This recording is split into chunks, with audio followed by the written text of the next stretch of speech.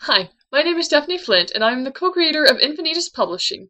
I normally do a blog post on Monday, Wednesday, and Friday, which I usually have at sbib.wordpress.com. But recently, I've been doing an experiment where I've been doing a video blog post.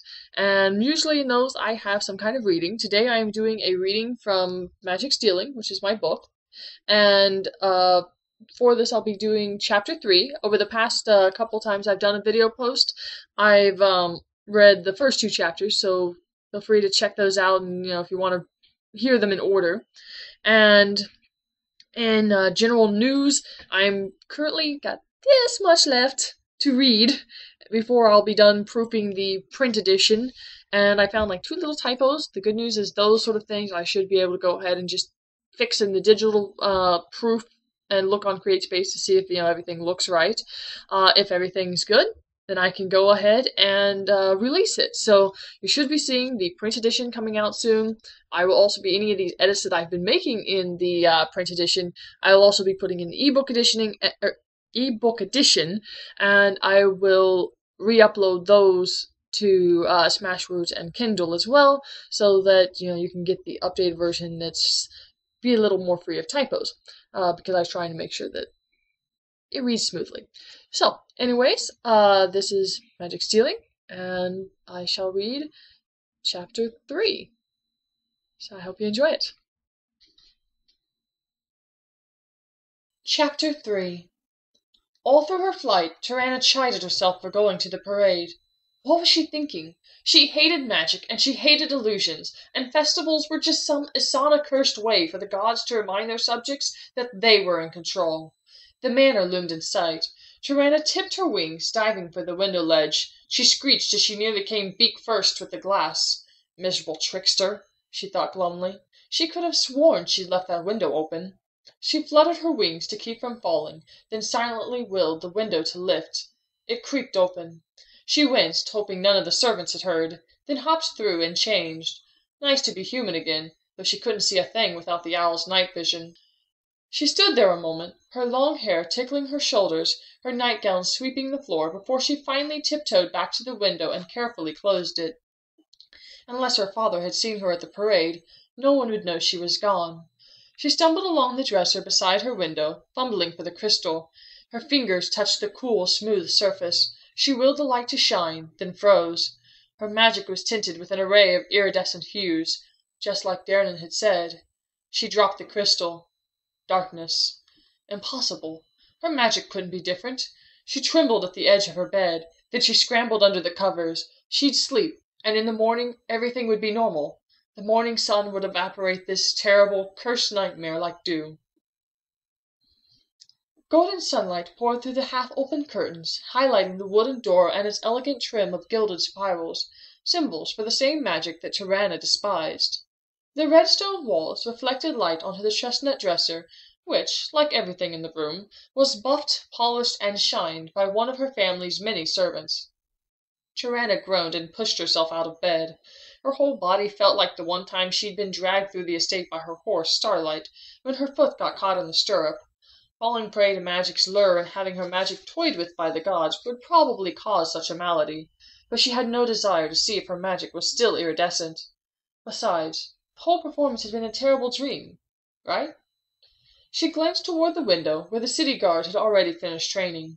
Her father allowed her to train in the morning with the new inductees, mostly because Bacardin could use her help, but anything beyond the basics she had to learn in private. She sighed. The sun wasn't terribly high, so her family was probably at breakfast.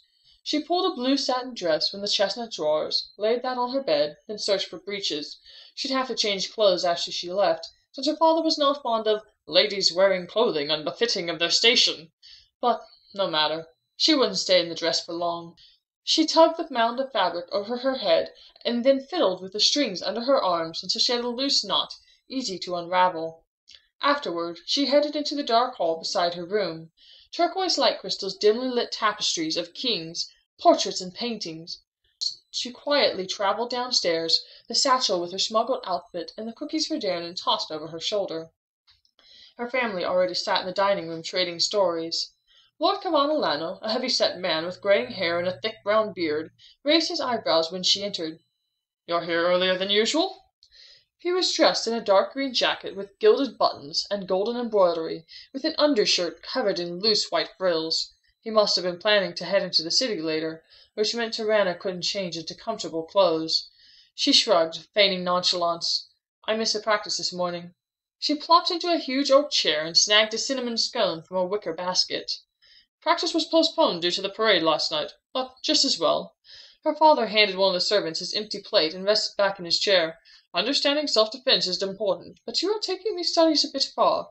There are more important subjects for a young lady to—" "Siklana is much more adept at those studies," Tarana interrupted.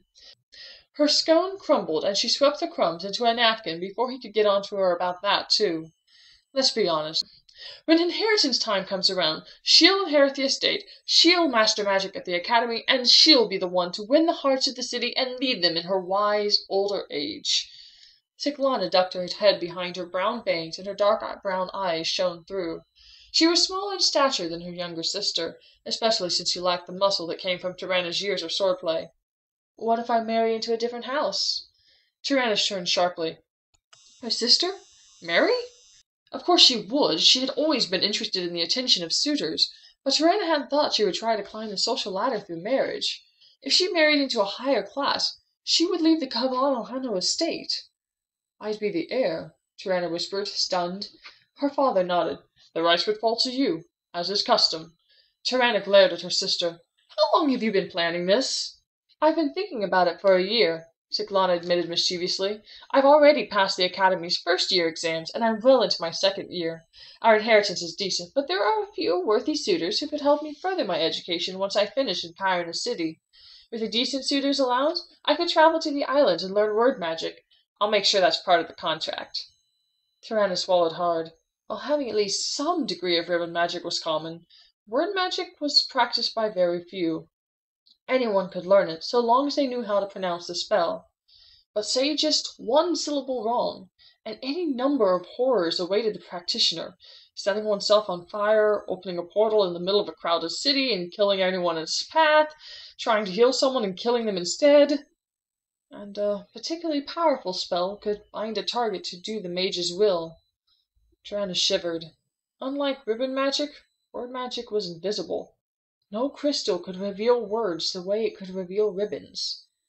"And those are very nice plans," Tarana's mother said, interrupting the silence. She dabbed the corner of her mouth to remove a streak of raspberry jelly, and smiled pleasantly.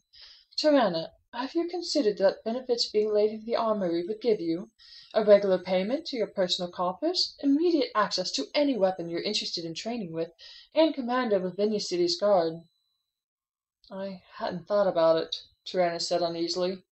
"If Siklana left and her parents didn't appoint some other heir, that would leave Tarana in charge of Venya, not just the armory. She'd be stuck in the courthouse, entertaining ladies like Akara, and warding off lower-class suitors who hoped to marry into a higher title and greater fortune. Not that the Kavanaugh name was particularly fortunate." She slumped in her chair. Of course the gracious Ifa would set her sight on Siklana and find her a suitor. Of course Ifa would decide Siklana should fall in love with someone of higher estate. Of course Siklana would want that title instead of the shawl-given title Kavanaugh, leaving her sister Tarana to take the reins of the exact job she didn't want: leadership. Sitting in an office all day, handing out orders when she wanted to be the one acting. She dropped her scone on her plate and scooted her chair from the table. "I'm going to meet Darren at the square." She hurried from the room, eyes downcast, lest someone try to convince her to stay. After a 45-minute walk, Tarana passed through the city gates and scanned the crowd for Darrenin. The marketplace brimmed with travellers from Ashan, the eastern port. Merchants hawked bolts of cotton and silk, fresh-boiled eggs, and decorative floral arrangements tied with intricate bows. A priestess stood beside the entrance of a shrine to Ifa. The nearby street was prime real estate for merchants with suitable gifts of flowers, or love letters, or tarts. The shrine was still decorated from last night's festivities, though the late flowers had been replaced with freshly cut stalks, and the tarnished braziers refilled with sickly sweet incense. Tarana shook her head. Siklana wanted to leave this behind for some other city, some other nobility, some other people. It just wasn't right. Something warm and wet licked her hand. She yelped and yanked her hand back, then glared at the shaggy brown dog sitting beside her. He grinned, the telltale patch around his left eye betraying the culprit. "Darrenin!" she hissed. "Now's not the time." The dog pouted. "I want to speak to you, not to a hound." She crossed her arms and scowled at a passing traveller with a wagon too large for these crowds. The dog shifted, blurring before her as if she were under water, then turned into Darnan. He sighed. "You're so picky." She glared at him and dug the owl cookies from her satchel. She tossed him the package. "A gift. Anyway, my family's coming, so I can't switch outfits." Darnan smirked as he unraveled the twine around the crinkly brown paper. "Why are you complaining? It looks nice on you." Heat rose to Tarana's cheeks despite her chest clenching tight. She didn't care how the dress looked, only that she had places to go, adventures to join. She wanted to see the world and come home later, not be stuck inside some stupid manor for the rest of her life. "Thanks." Darnan grinned, holding up one of the cookies. He took a bite from the cookie owl's head and offered her the body. "Want a bite?"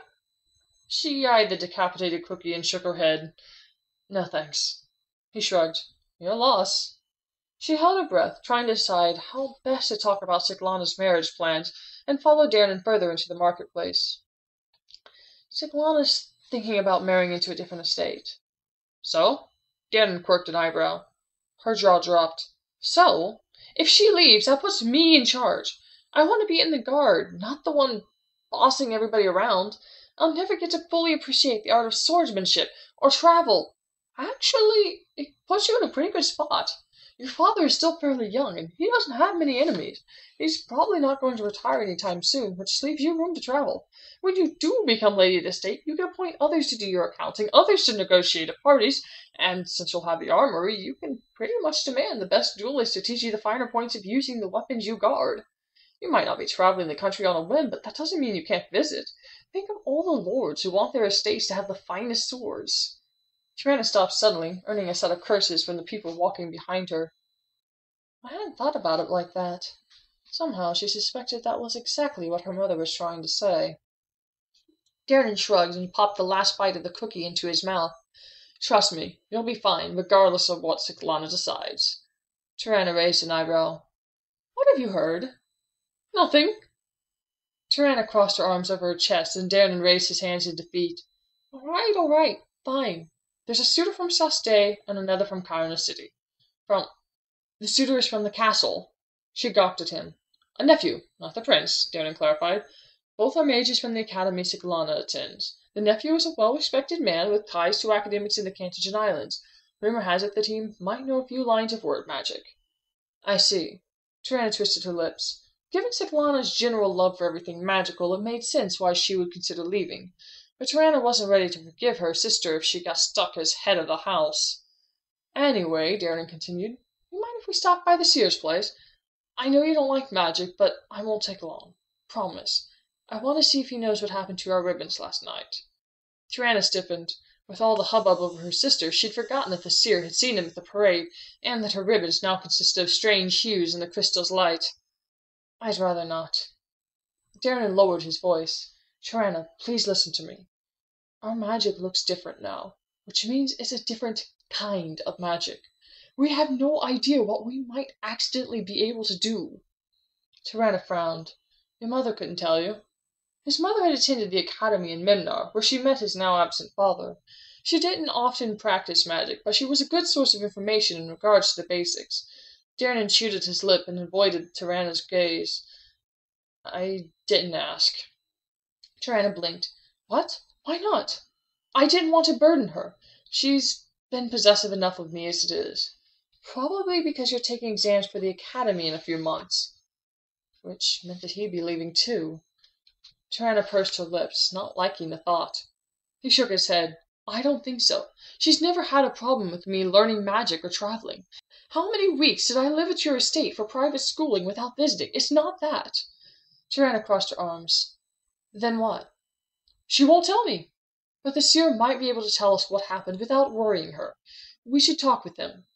Darnan gave her those Asana-cursed puppy dog eyes, and Tarana reluctantly followed him to the seer's dwelling near the center of Venya.